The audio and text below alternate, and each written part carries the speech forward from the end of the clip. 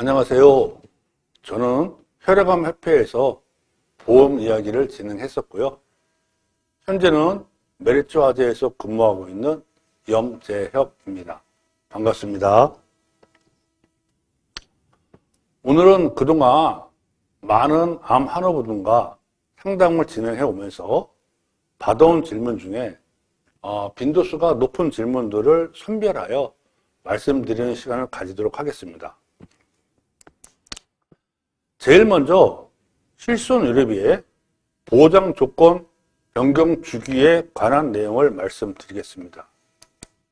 실손의료비의 종류를 나누어 보면 3년 갱신 100세 만기, 3년 갱신 15년 납 15년 만기, 그리고 요즘 판매되고 있는 1년 갱신 5년 납 5년 만기의 상품들이 있습니다. 여기에서 갱신과 만기에 대하여 설명을 드리겠습니다. 먼저 갱신이란 말은 보험료의 변동입니다. 3년 갱신은 3년 단위로 보험료의 변동이 생기고요. 1년 갱신은 1년 단위로 보험료의 변동이 생깁니다. 그리고 만기의 의미는 가입 당시 보장 조건이 유지되는 기간입니다. 갱신과 만기 중에 어떤 단어가 더 중요하냐 하면요. 만기라는 단어를 유념해서 보셔야 됩니다. 100세 만기의 상품을 가입하여 현재 유지하고 계시다면요. 가입 당시 보장 조건이 100세까지 변동 없이 유지되는 것입니다. 15년 납, 15년 만기의 상품이 가입되어 있다면 이거 역시 가입 당시 보장 조건이 가입 후 15년까지만 유지됩니다. 5년 납, 5년 만기의 상품도 역시 가입 당시 보장 조건이 가입 후 5년까지만 유지되고 5년 후 보장 조건이 변경된다면 변경된 보장 조건으로 보상이 이루어집니다. 예를 들어 15년 납, 15년 만기의 상품을요. 2015년도에 가입했고요. 입원 일업이 보장 조건이 자기 부담금 급여 10%이고 비급여 20%인 상품을 가입했다면 이 조건은 2030년도까지만 유지되는 거고요. 2030년도에 판매되는 실손의료비 보장 조건이 급여 20%, 비급여 30%이고 보장 만기가 지금과 같은 5년 납, 5년 만기라면 2030년도에 보장 조건이 급여 20%, 비급여 30%로 변경되고 보장 만기도 15년 납, 15년 만기에서 5년 납, 5년 만기로 변경됩니다. 이 조건으로 5년 동안 유지되고요. 5년 후에는 또다시 변경된 조건으로 갱신이 되는 겁니다. 갱신이라는 의미는 처음에 말씀드렸듯이 보험료의 변동만 따지시면 되고요. 만기는 보험료 보장 조건의 만기로 이해하시면 이해가 빠르실 겁니다. 다음은 실손의료비의 면책 기간에 대해서 설명을 드리겠습니다. 무슨 면책 기간이야? 라고 말씀하시는 분도 있을 수 있는데요. 실손의료비가 일정 기간이나 일정한 보장 횟수가 지나가면 일정한 면책 기간이 발생을 합니다. 면책 기간이란 보험회사에서 보상에 대한 책임을 면하는 기간이다. 이렇게 이해하시면 이해가 빠르실 겁니다. 면책 기간이 변동이 됐는데요. 변동의 기준은 2009년도 7월 전에 가입하신 분들, 그리고 2014년 3월 이전에 가입하신 분들, 그리고 2015년 12월 이전에 가입하신 분들, 그다음에 2017년 3월 이전에 가입하신 분들, 그리고 2017년 3월 이후부터 지금까지 현재 실손 의료비를 지니고 계신 분들에 따라 면책기간에 변동사항이 있습니다. 2009년도 7월 이전에 가입하신 분들은요, 통원의료비가 1년에 동일상으로 30일 보상이 이루어집니다. 그 입원 의료비는요, 최초 입원일로부터 365일이 보장되고요. 그 이후 180일 기간 동안 면책기간이 발생하고 180일이 지난 이후에는 새로운 질병으로 인정되어 다시 365일간 보장이 됩니다. 2009년도 7월에 실손의료비가 표준화가 이루어지면서 생명보험, 손해보험, 보상 조건이 같아집니다. 통원의료비는 1년 내 30일에서 180회 보장으로 변경이 되었고요. 면책기간은 180일에서 90일로 줄어들었습니다. 180일에서 90일로 줄어든 점은 좋으나 최초 입원일로부터 365일 보장 때문에 불만이 제기되었습니다. 예를 들어 위에 대한 질병으로 1월 1일 입원을 하고 1년 동안 건강하게 지내다가 다음에 1월에 또다시 위에 대한 질병으로 입원을 했다면 실손의료비에서 보상이 이루어질까요? 결론부터 말씀드리면요, 보상 불가입니다.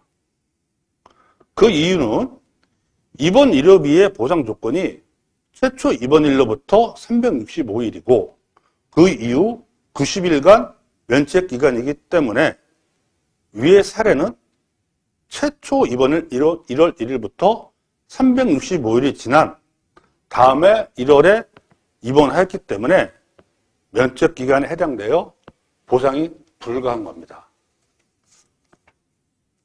그래서 2014년 3월에 약관이 변경됩니다. 2014년 3월부터 2015년 12월까지의 상품을 보시면요, 통원 의료비는 1년간 180회 보장 똑같고요. 입원 의료비 최초 입원일로부터 365일 보장, 90일 면책기간까지는 똑같습니다. 하지만 아까 위에서 사례를 말씀드린 것과 같이 최종 퇴원일부터 180일 동안 입원 이력이 없으면 새로운 질병으로 인정이 되어 보상이 이루어집니다.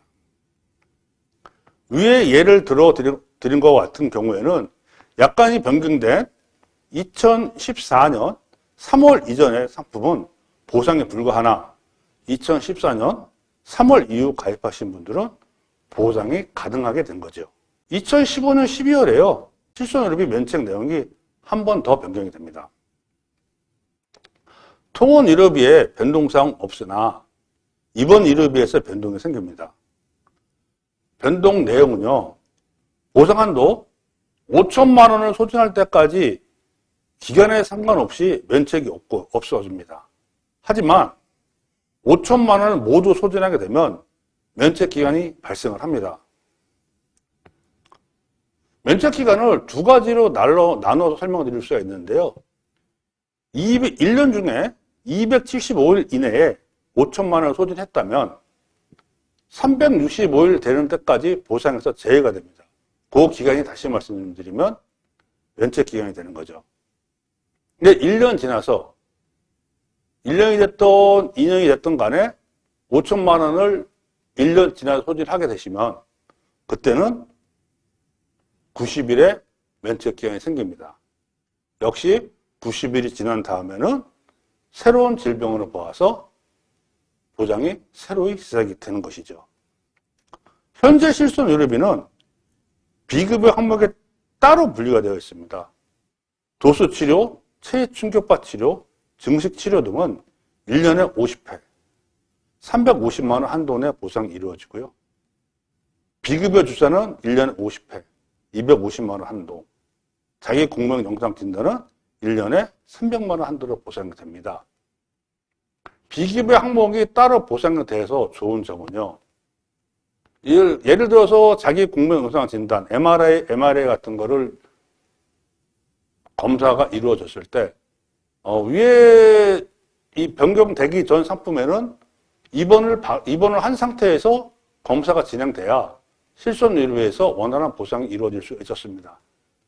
통원으로 한 상태에서는 만족할 만한 보상이 이루어지지 않았었죠.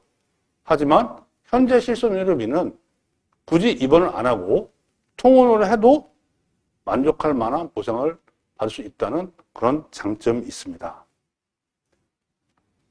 다음은요. 보험을 가입하시다 보면 부담보라는 얘기를 많이 들으실 겁니다.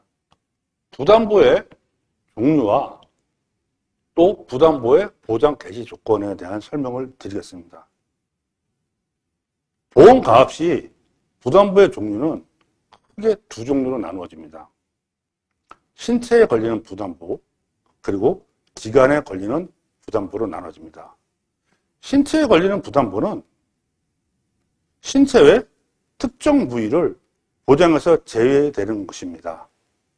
그리고 기간에 걸리는 부담보는 기간이 정해져 있는 부담보와 보험 기간 내, 전 기간 내 보상을 제외하는 전기간 부담보로 분류가 됩니다. 기간이 정해져 있는 부담보는 1년에서 5년 사이에 부담보가 정해지는데, 이거는 부담보 기간 내에 병원 진료 기록을 봐도, 병원에서 진찰을 봐도 그 기간만 지나면 보장이 개시되는 부담보입니다. 그리고 정기간 부담보가 설정이 되면은 보험 기간 평생 동안 보상에서 제외되는 겁니다. 하지만 모든 분들이 보상에서 제외되는 것은 아니고요. 청약일로부터 5년 동안 병원 진료 기록이 없다면 부담보는 해제되고 보험회사는 보장 개시가 시작이 되는 것입니다. 다음은 항암 치료 중 추가로 가입 가능한 보험이 있을까요? 라는 질문도 참 많이 받았습니다. 이에 대한 상세한 내용은, 자세한 설명은 맨 마지막 질문, 유병자 보험 드려야 할까요? 라는 질문에서 좀 더 자세하게 말씀드리겠지만, 항암 치료 중 추가로 가입 가능한 보험이요, 보험회사에서 제시하는 조건에 충족만 된다면 가입 가능하십니다. 다음, 암 진단 후 5년이 지났는데 보험 가입이 가능한가요? 라는 질문입니다. 이 질문도 참 많이 받았습니다. 암 진단 후 5년이 지났는데 보험이 가능한가요? 5년이라는 시간하고 크게 상관이 없습니다. 암 진단 후 보험 가입 가능하십니다. 암 종류에 따라 어떤 암은 갑상선암 같은 경우는 1년 지나가서도 보험 가입 가능하십니다. 다음 질문은요. 혈액암 치료 후 복막투석으로 인한 장애인 중증으로 판정받았는데 암보험 가입할 수 있나요?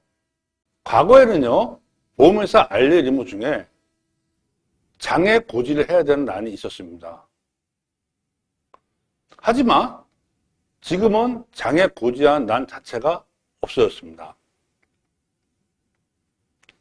단순 장애로 판정받았다는 이유로 보험 가입이 안 되는 것은 아닙니다. 이거 역시 보험회사에서 제시하는 조건에 충족만 한다면 암보험 충분히 가입 가능하십니다. 자, 마지막 질문입니다. 유병자 보험 들어야 할까요?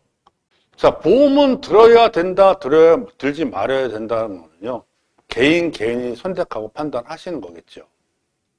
하지만 위에 세 가지 질문 내용이 이 한 질문에 전부 다 들어가 있습니다.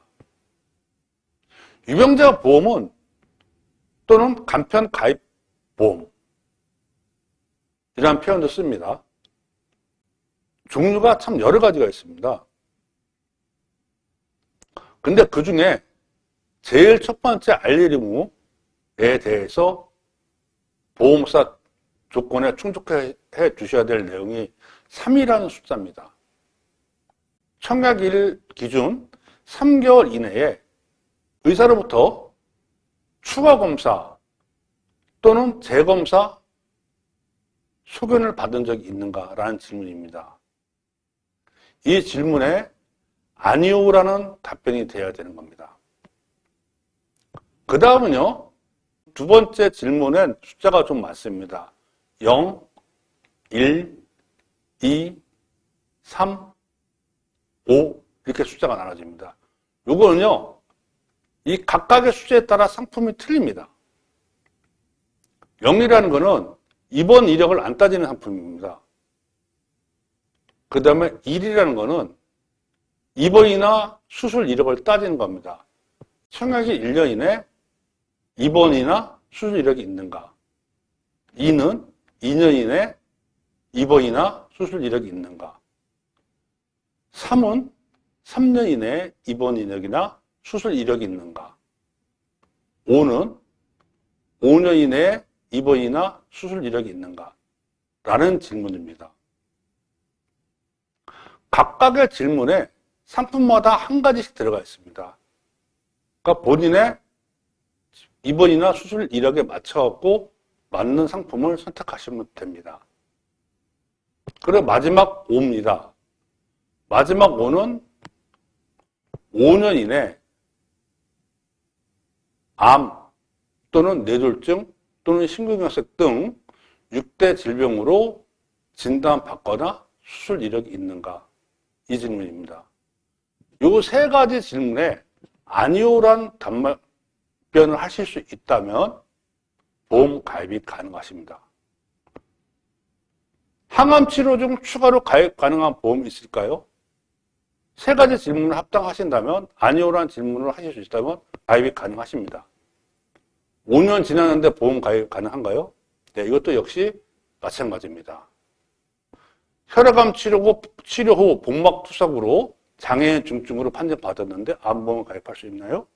이것도 역시 마찬가지로 세 가지 질문에 아니오라 대답하실 수 있으면 가입이 가능하십니다. 암뿐만 아니라 거의 종합보험 수준으로도 상품에 따라 가입이 가능하십니다. 다음은요, 요즘 암보험의 변화된 모습을 상품을 설명을 드려보겠습니다. 우리가 지금까지 알고 있는 암보험은 암 진단을 온몸 전신에서 제일 처음 최초 1회만 보장받을 수 있는 걸로 알고 있었습니다. 그것이 또 기존 상품은 맞는 얘기고요. 하지만요, 우리 암을요, 온몸을 5가지 분류의 암으로 구분했습니다. 특정 소외감 진단비, 특정 소화기암 진단비, 15대 특정암 진단비, 10대 특정암 진단비, 4대 고형암 진단비. 이렇게 5가지를 분류했습니다. 그래갖고 요 5가지 분류를요, 각각 최초 1회 지급을 해주는 상품이 요즘은 나와 있습니다. 예를 들어갖고요, 제일 처음에 위암을 진단받았고요. 그 다음에 유방암을 진단받았었다면 기존에 있는 암 상품은 최초 1회만 지급이 되기 때문에 위암 진단받은 거에 대해서만 보상이 이루어집니다. 그리고 두 번째, 유방암 진단에서는 보상이 안 이루어지는 게 당연하죠. 하지만 새로 나온 암보험은요, 위암은 소화기 암에 들어가기 때문에 최초 1회 소화기 암만 소멸이 됩니다. 그리고 유방암은 특정 소외감 진단비로 들어가기 때문에 역시 위암하고 상관없이 보상을 한 번 더 받을 수가 있는 것입니다. 그리고 또 한 가지 놀라운 사실은요, 지금까지 암 보험 중에 어떤 상품이 됐든 간에 암이 전이되었을 경우에 진단금 쪽으로 실손의료비를 빼고 보상받을 수 있는 상품이 전혀 없었습니다. 하지만 요즘 변화된 암 상품 중에는요, 전이암 진단비라는 것까지 생겼습니다. 암이 전이가 되었을 때 또 한 번의 암 진단금을 주는 겁니다. 암보험을 새로 가입하실 때는요, 이 부분을 꼼꼼히 살펴보시고 가입하시는 게 좋을 것이라고 생각이 듭니다. 다음은요, 간병인 보험입니다. 요즘 간병인 보험 얘기는 많이 들어보셨을 거예요. 하지만요, 간병인 보험도 차이가 분명히 있습니다. 두 가지 상품으로 나누어지는데요. 간병인을 직접 불러주는 상품, 보험회사에서 간병인을 보내주는 상품입니다. 또 한 가지 상품은요, 간병인 비용보험입니다. 내가 직접 간병인을 고용하여 비용을 지급한 후 따로 보험사에 보험금을 청구하게 되면 보험 가입 시 정액된 보험금을 보험회사에서 지급을 해주는 내용입니다. 간병인을 불러주는 상품 같은 경우에는 우리가 추가로 부담해야 될 비용이 없이 간병인 자체를 보험회사에서 보내주는 상품이고요. 간병인을 고객이 사용하고 돈으로 받는 상품은 그 차액이 발생했을 경우에 차액은 우리가 직접 부담을 해야 되는 내용입니다. 또 한 가지는요, 간병인을 사용해 보신 분들은 잘 아시겠지만요, 간병인들이 단기간 필요하다고 오라고 하면은 간병인을 구하기가 어려운 걸 알고 있습니다. 하지만 회사에서 직접 보내주는 간병인들은 보험사 제휴된 업체에서 간병인을 직접 보내주는 거기 때문에 단기간 필요 시에도 요청이 가능합니다. 아무래도 우리가 직접 구해서 고용하기보다는 여러 가지 이로운 점이 있을 거라고 생각합니다. 간병인 보험 상품도요, 간병인을 직접 보내주는 상품인지 아니면 정액된 비용을 지급해주는 상품인지 분명히 꼼꼼히 따져보고 살펴볼 필요는 있다고 생각합니다. 오늘 얘기는 여기서 끝마치겠습니다. 감사합니다.